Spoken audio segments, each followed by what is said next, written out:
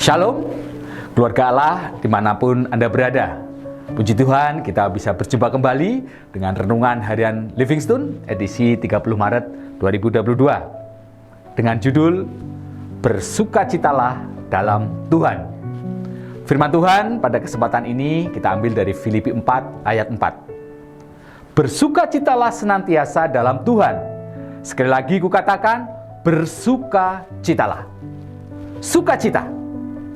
Sukacita adalah suatu kondisi kehidupan yang menjadi suatu hal yang harus diperjuangkan pada masa kini. Dengan situasi pandemi yang masih berjalan dan ditambah tantangan-tantangan yang menyertainya, menjadi bersukacita dalam menjalani kehidupan adalah bukan hal yang mudah. Namun juga bukan merupakan suatu hal yang tidak mungkin. Kuncinya adalah memahami bahwa kehidupan yang bersukacita adalah suatu pilihan dalam hidup kita.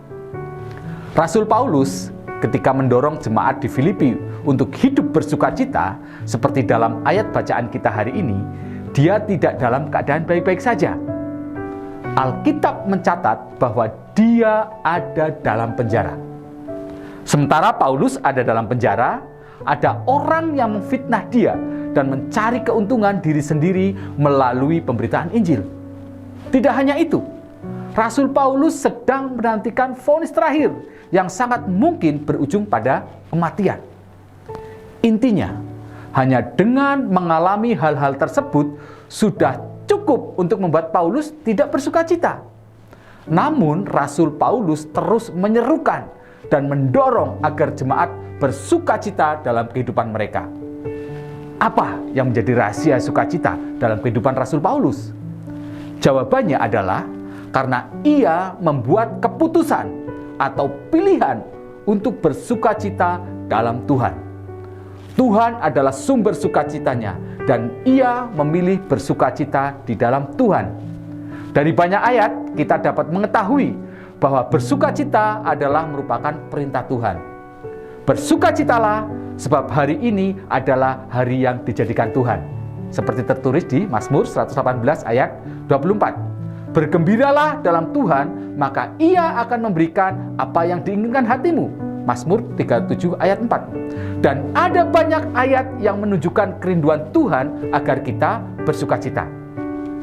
Tuhan senantiasa siap mencurahkan sukacitanya dalam hidup kita. Namun kita harus melakukan pilihan untuk bersukacita di dalam Tuhan, bukan karena keuangan ataupun kesehatan kita dan lain-lainnya, namun karena Tuhan adalah sumber sukacita kita. Amin. Bapak, Ibu, Saudara yang terkasih, dimanapun Anda berada, kalau Anda merasa terberkati dengan renungan kita hari ini, Bapak Ibu bisa like, komen, dan subscribe channel ini, dan Anda bisa bagikan renungan ini ke banyak saudara-saudara kita yang lain, dan kiranya boleh jadi berkat untuk kita semua. Tuhan Yesus memberkati.